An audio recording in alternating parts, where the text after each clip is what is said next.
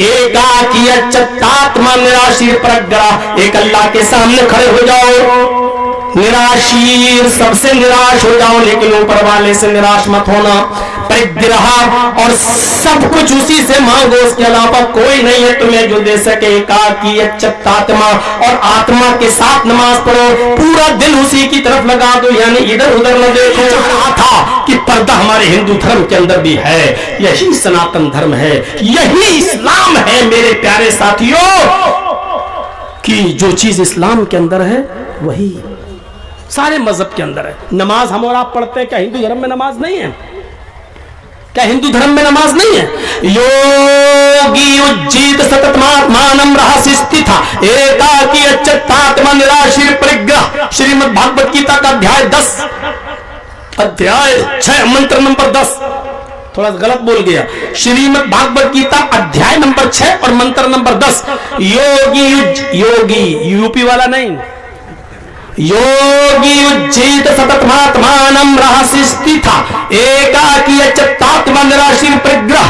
कृष्ण जी अर्जुन से कह रहे हैं, अर्जुन ईश्वर की पूजा इस तरह करो कि पूरे शरीर का योग हो जाए, और जो देखे वो तुम्हें योगी बोले, यानी पूरे शरीर का योग हो जाए। और जब पूरे शरीर का योग करोगे तो योग करने वाले को योगी कहा जाएगा।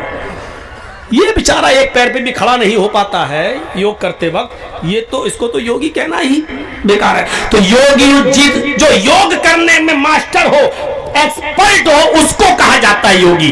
तो योगी उज्जीत ईश्वर की पूजा इस तरह करो तो कि पूरे शरीर की एक्सरसाइज हो जाए, और पूरे शरीर की एक्सरसाइज सिर्फ नमाज में होती है। आप देखिए, अल्लाह अकबर, ये देखिए, ये जो आप हाथ उठा रहे हैं ना, ये पॉजिटिव रेजिस दौड़ रहे हैं, ये हाथ की एक्सरसाइज है ये, और ये हाथ जो आपने रखे हैं ये हाथों की एक्सरसाइज है, ये वजन है, इस पर वजन पड़ रहा है।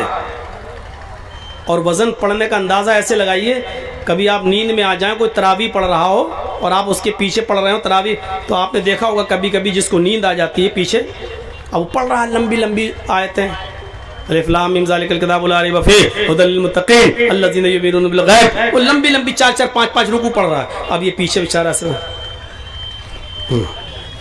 फिर ऐसे, फिर ऐसे, ये वजन पड़ रहा है इसीलिए नीचे गिरता है। बहुत से लोग इधर भी बांधते हैं और कोई फर्क नहीं पड़ता, जो जिसको जैसा कर रहा करे, लेकिन यहाँ वजन नहीं है, गर्दन झुकेगी लेकिन हाथ नहीं छूटेगा, हाथ नहीं, क्योंकि यहां वजन नहीं है, वजन यहां है। फिर ये पॉजिटिव रेजिस है, ये हाथ की एक्सरसाइज। अब रुकू में जाइए, इतनी कमर सीधी कर लो रुकू वक्त। अब ये कौन सा रुकू है? अल्लाहु अकबर सुभान रब्बिल अज़ीम सुभान रब्बिल अज़ीम सुभान रब्बिल समी अल्लाहु लिमन हमिदा, अल्लाहु अकबर। ये कौन सी नमाज है?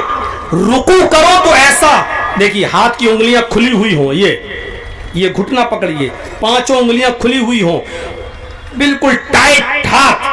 अब कमर झुकाइए और कमर भी बिल्कुल ऐसी कर लीजिए कि पानी का भरा हुआ कोई बर्तन अगर आपकी पीठ पर रख दिया जाए तो गिरने ना पाए, लुढ़कने ना पाए, इस तरह पीठ सीधी कर लीजिए। ये रुकू, ये रुकू हो। आप 3 बार सुभान रब्बियल अज़ीम कहते हो, आप अभी सही से गए नहीं हो कि उठ जाते हो। उसके बाद फिर उठिए, समी अल्लाहु लिमन हमिदा। अब अल्लाहु अकबर कहकर फिर आप सजदे में जा रहे हैं ना, तो आपके दोनों हाथ, नाक, पेशानी, दोनों घुटना और दोनों पैर जो जमीन पर हैं, तो पैरों को ऐसे नहीं रखना है। हम नमाज पढ़ते हैं लेकिन एहतियात रखिए, ये उंगलियां पैरों की ऐसे मुड़ी हुई होनी चाहिए किबले की तरफ, ऐसे। जब ये मुड़ेंगी, 5 उंगलियों को जब आप ऐसे करेंगे, ये मोड़ेंगे, तो यहाँ की रगें और नसें जो खिंचेंगी, इसका ताल्लुक आपके यहाँ से होते हुए रीढ़ की हड्डी और रीढ़ की हड्डी से होते हुए आपकी दिमाग तक जाती है। और जब आप सजदे में जाते हैं तो ब्लड का सर्कुलेशन आपके दिमाग की रगों में पहुंच जाता है। डॉक्टर मोरिस बुकाय, अमेरिका का सबसे बड़ा डॉक्टर, वो लिखता है कि जो और देर तक सजदा करते हैं, ऐसे लोगों को ब्रेन हेमरेज की बीमारी कम होती है, क्योंकि ऐसे लोगों की रगों में ब्लड का सर्कुलेशन पूरी तरीके से पहुंचता रहता है।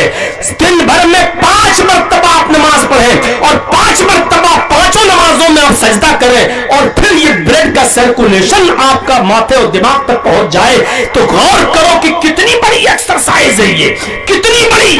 पूरी की पूरी नमाज एक एक्सरसाइज है, जो पांचों वक्त का नमाजी हो और नमाज उस तरह पढ़े जिस तरह मोहम्मद रसूलुल्लाह ने बताया है, उसको बाबा रामदेव के योग की जरूरत ही नहीं पड़ेगी, क्योंकि नमाज खुद एक बहुत बड़ा योग है, नमाज खुद एक बहुत बड़ा एक्सरसाइज है। तो योगी युज्जित सतत महात्मानम, एक्सरसाइज करो, योग करो ऐसा पूरे शरीर का। सतत महात्मानम रहस्य स्थित, और इसको हमेशा करते रहो, कभी मत छोड़ो। रहस्य स्थित, वरना धर्म पर स्थित न रहोगे। यानी एक टाइम की भी अगर तुमने छोड़ दी तो धर्म पर स्थित नहीं रहोगे। मन तरका सलातन मक्तूबतन मुतअम्मिदन, जिसने एक वक्त की नमाज कसदन जानबूझकर छोड़ दी, उसने कुफ्र किया। एकाकीयच्चित्तात्मा निराशीर परग्रह, एक अल्लाह के सामने खड़े हो जाओ, निराशीर सबसे निराश हो जाओ, लेकिन ऊपर वाले से निराश मत होना।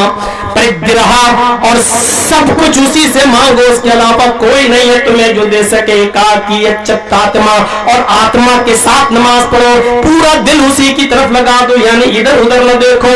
पंचम समय कर्तव्य, ऐसा 5 टाइम करो, यानी ये नमाज 5 वक्त पढ़ो, 5 टाइम करो। मृगचरम, पवित्र धरती पर सजदा करो, पवित्र धरती पर माथा टेको, और जमीन पाक न मिले तो मृग मानी हिरन और चर्म मानी चमड़ा, तो मृग का चरम, हिरन के चमड़े को, हिरन की खाल को तुम बिछा लो, यानी हिरन की खाल को जाए नमाज बना लो और उसके ऊपर तुम ये नमाज पढ़ो। और क्या चाहिए? 5 वक्त की नमाज का जिक्र वेदों में और गीता और रामायण में। ज़कात का दानम दीक्षिता, दान दो, ये ज़कात का जिक्र वेदों में। हज का जिक्र वेदों में। तीर्थ यात्रा कर्तव्यता, अपना शहर छोड़कर किसी पवित्र शहर में चला जाओ। गंगा जलेश भवती, जहां गंगा का पवित्र जल मौजूद हो, जहां गंगा का पवित्र जल मौजूद हो। गंगा का पवित्र जल का मतलब जहां जमजम मौजूद हो। अब टाइम हम नहीं लेना चाहते उस तरफ जाने का कि गंगा से मैं जमजम को साबित करो, ये बताऊं कि गंगा जमजम ही को कहा गया है। पवित्र पवित्र गंगा जलेश भवती, जहां गंगा का पवित्र जल मौजूद हो। भारत की गंगाओं में तो लैट्रिन और पेशाब और पायखाना किया जाता है। मोदी जी से गुजारिश की जा रही है कि गंगा सफाई करो, गंगा को साफ करो। अरे गंगा गंदी हो सकती है? जमजम एक ऐसा पानी है जिसमें कोई गंदगी नहीं डाली जाती है, और जो पानी आज तक मौजूद है, और लेबोरेटरी पर चेक करने के बाद पता चला कि गंगा के पानी में हजारों नहीं लाखों कीड़े मौजूद हैं, पीने लायक नहीं है। और जब जमजम का पानी लेबोरेटरी पे गया तो पता चला कि किसी आदमी में आयरन की कमी है तो जमजम पिए, कैल्शियम की कमी है तो जमजम पिए, भूख की कमी है तो भूख को मिटाता है जमजम का पानी।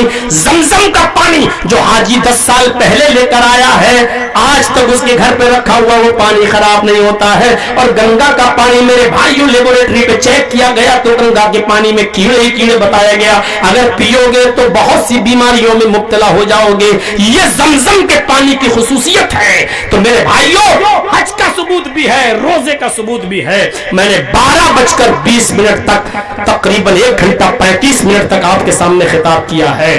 और मेरे लोगों, मेरे साथियों, अब आपका उठना यहां से शुरू हो चुका है, इसलिए मैं नहीं चाहता हूं कि लोग उठें और फिर हमने जो वादा किया है मदरसे के ताल्लुक से वो नाकाम हो जाए।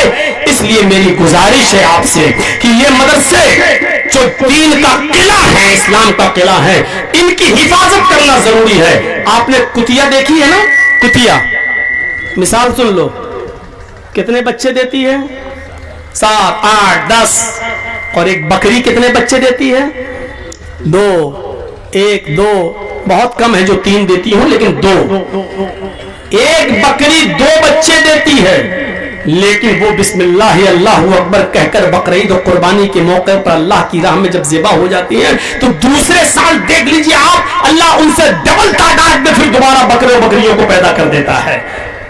जो चीज अल्लाह की राह में जितना खर्च हो रही है वो पैदा हो रही है। और कुत्ते कुतियों बच्चियों को देख लो, 12-12 बच्चे देती है, 10-10 बच्चे देती, फिर भी नहीं दिखाई दे रहे हैं, खाए भी नहीं जाते हैं। कोई इधर मर गया, कोई उधर मर गया, कोई इधर गाड़ी के नीचे दब के मर गया। एक कुतिया 7, 8, 10-10 बच्चे देती है, फिर भी तादाद नहीं दिखाई दे रही है, ना वो खाए जाते हैं न वो खत्म हो रहे, लेकिन उनकी तादाद नहीं। क्यों? क्योंकि वो अल्लाह की राह में काटी नहीं जाती है। तो जो चीज अल्लाह की राह में जितनी ज्यादा खर्च की जाती है वो बढ़ती है। आप अल्लाह की राह में जितना ज्यादा ताउन करेंगे, इंशाअल्लाह आपके माल, आपके दौलत, आपके कारोबार, आपकी रोजी रोटी में इजाफा होगा।